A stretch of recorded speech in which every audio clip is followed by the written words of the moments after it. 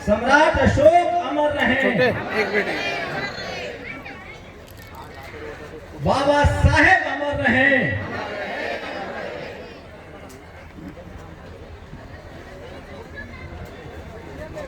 आप सब जो यहाँ आए हुए हैं उनको किसी भाषण की जरूरत नहीं है। हम जानते हैं कि धम्म के रास्ते पर वही चलेगा जो इंसानियत, मानवता और ज्ञान से भरा होता है। इसलिए इसको धम्म कहा गया है। आपकी संख्या कम हो सकती है, लेकिन आप लोग विचारवान, तेजस्वी और दुनिया के सबसे बेहतरीन इंसान हैं। इसलिए अपने आप के लिए ताली बजाइए। हम बेहतर क्यों हैं?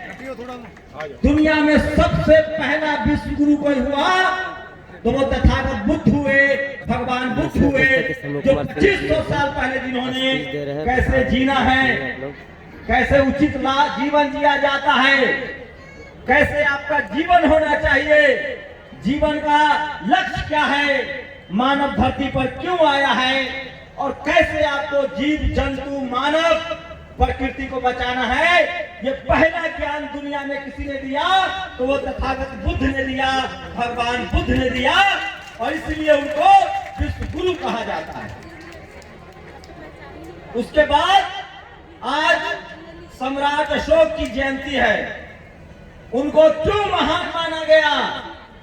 क्योंकि उन्होंने इसी मगध की धरती से दुनिया को एक रास्ता बताया।